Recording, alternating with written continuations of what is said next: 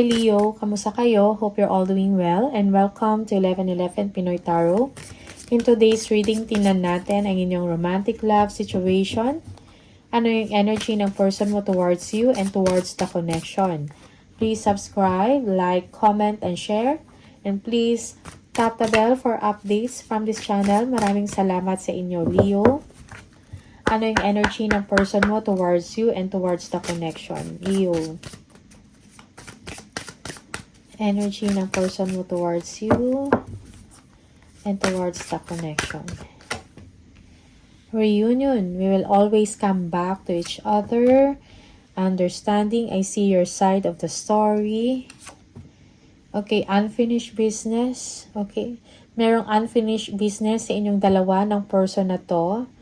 Leo, for some of you, this person is looking forward to see you or to meet you, no, someday.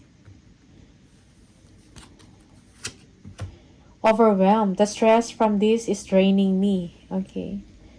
Yeah. For some of you, this person parang now, no, merong awakening sa part niya na naintindihan ka na niya ngayon, no? Yung punto mo, yung sitwasyon mo. Okay? It's like now clear na sa tao, sa person mo, no? Yung situation ninyo. Okay? For some of you, yes, malamang wala na kayong communication nito.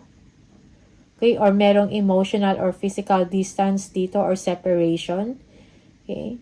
It's like parang meron pa kayong kailangan pag-usapan or i-clarify, no, sa isa't isa. And this situation is overwhelming sa person mo. Okay? Nasistress siya or naisip ka pa rin palagi ng tao na to. Leo. Okay? Okay, this person is missing you, okay, longing for you. Tingnan natin.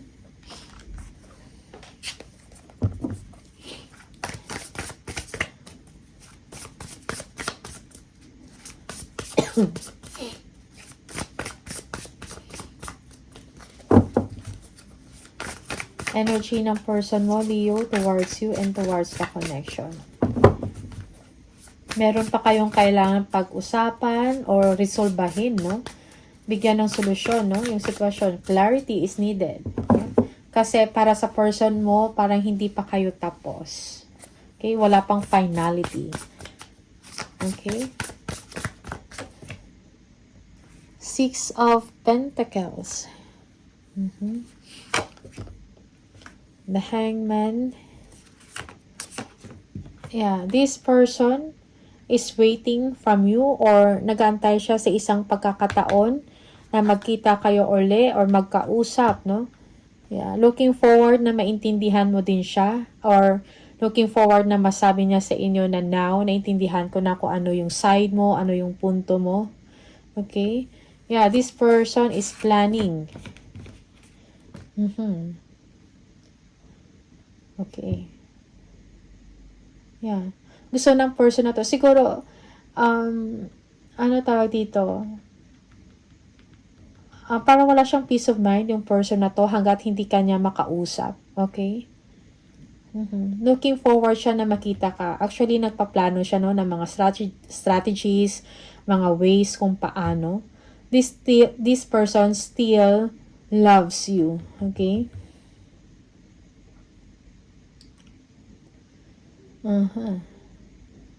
Parang nag-aantay lang siya ng pagkakataon. Okay? Page of Wands. Yes, this person is thinking about communicating to you. Like text, email, or tawagan ka, no? Magpaparamdam. But then, meron sa part niya na baka nag-aalinlangan nga baka ayaw mo na makipag-usap sa kanya. Okay? So, this person, kailangan niya mag-isip, no? Kailangan niya din maging smart sa mga moves niya, sa mga plano niya. Okay? The Star. Yes. So, parang wala ngang kapanatagan ng loob yung person mo. Okay? Parang hindi siya mapakali or hindi ka mawala sa isip niya. he or she is hoping, praying, no? Na mayroong pagkakaayos or hoping and praying na magkita kayo or mag-usap kayo muli, no? Hoping na interesado ka pa sa kanya makipag-usap, Leo. Okay? Seven of Swords, yeah. Nag-iisip siya ng mga strategy, ng mga ways, no? Strategic moves kung paano kanya makontak, makausap. Okay? Kaya for some of you, no contact to.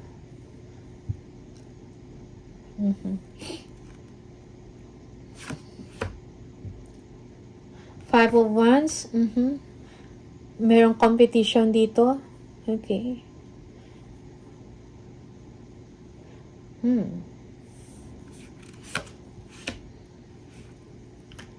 The Chariot.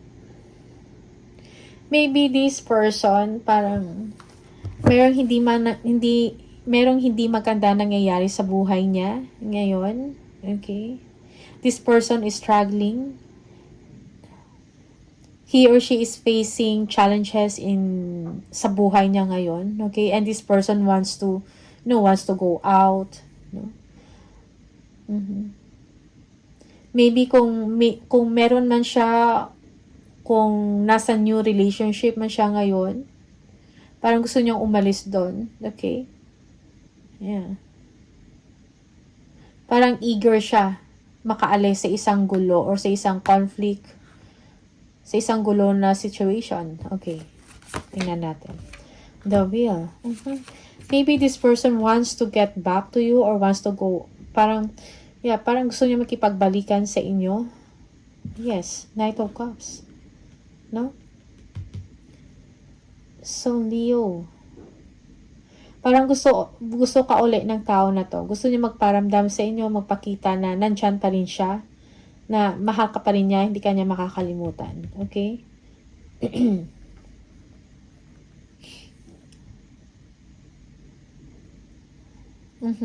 Yeah, for some of you, this person is self-conflicted, kumbaga. Okay? Parang hindi niya alam kung ano yung direksyon, no, ng situation niya. Pero gusto kanyang puntahan. Okay? Parang determinado siya na bumalik sa inyo. Nine of Swords, yes. Overthinking.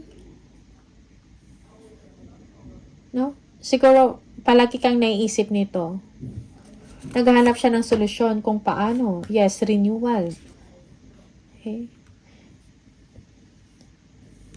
Merong pagbabago, magandang pagbabago na nangyayari dito sa tao na to. He or she wants to change for the better. Maybe dahil sa sitwasyon niya ngayon, like parang mahirap yung situation niya. Or kung meron siyang bagong partner, hindi sila magkaintindihan, no? Or meron ding ending, no, sa part nila. Something like that. And now this person wants to go back to you, Leo.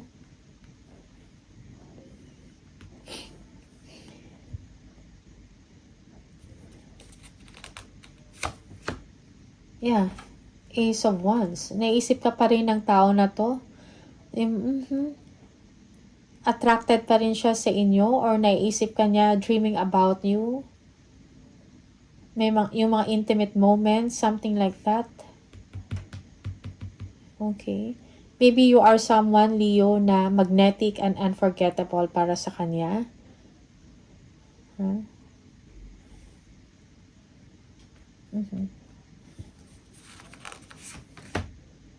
The Hierophant, yes. For some of you, this person, merong commitment issues. Yes, commitment issues. No? Or maybe this person is already married and hindi maganda yung kalagayan nila, yung kondisyon ng relationship nila ngayon. Yeah. So, this person wants to go back to you. Parang kailangan ka niya dahil ikaw yung mas nakakaintindi sa kanya. Kailangan niya ang inyong suporta, yung kalinga, something like that. Okay?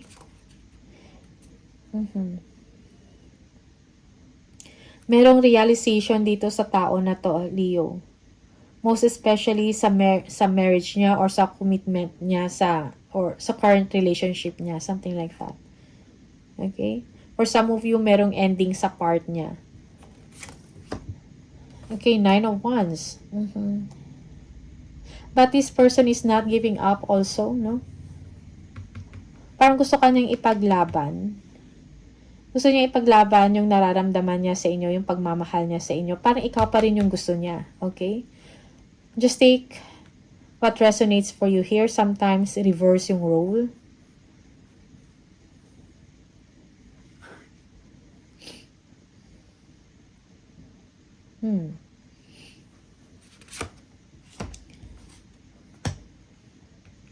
Also, this person is getting advice from other people, no, na mapagkakatiwalaan niya. Okay?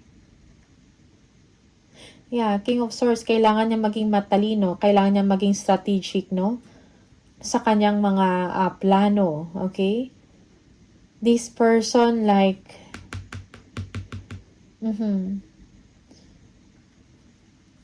kailangan niya mag-strategize, no? Problem solving, kumbaga.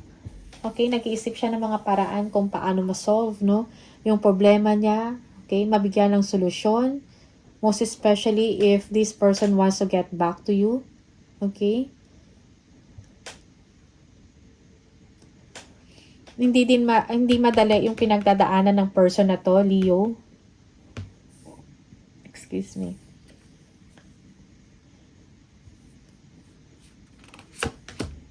Page of Swords. Okay?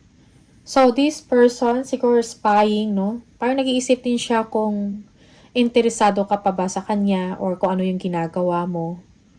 Mahal mo pa ba siya? Mo pa rin ba siya? Or hindi na? Something like that. Okay?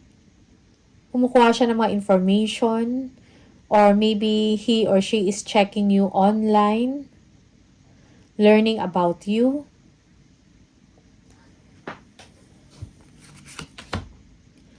Seven of Wands.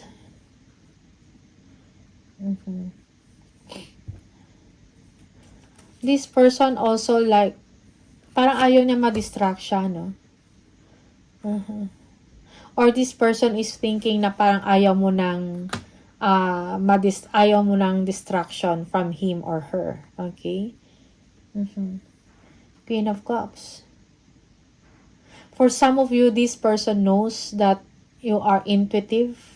Okay? Yung parang nasa tahimik ka na situation or maayos na yung buhay mo, or kung meron ka mang bagong relationship ngayon, or meron ka ng family, Leo, maybe this person is thinking that you are no longer interested in him or in her. Okay. Page of Swords.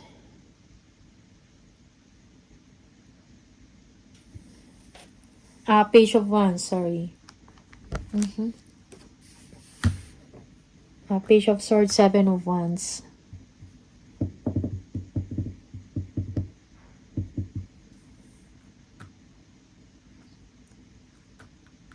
For some of you, this person is close off, no, sa current niya na relationship or sa current partner niya. Yeah.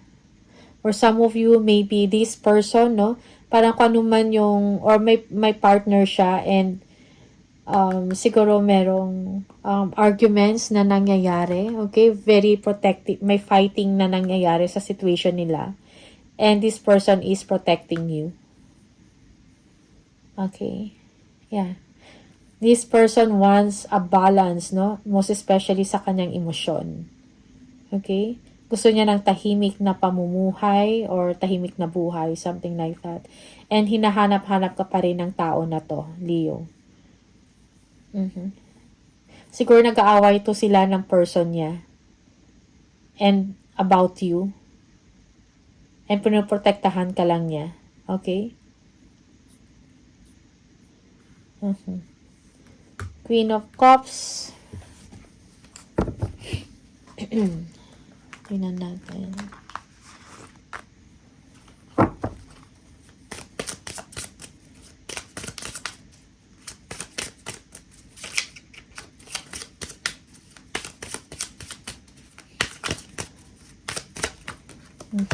So many things remind me of you. Okay? So, again, naalala ka pa rin ng tao na to. Naiisip ka niya. Okay? Siguro yung mga naalala ka niya through music, through movies. Okay? Yung mga nakikita niya or may kamukha ka, something like that. Something familiar to him or her na nagre-remind ka sa kanya. Okay? That remind him of you. I wish I could share my good news with you. Okay? Anong good news na to na i-share niya sa inyo, Leo?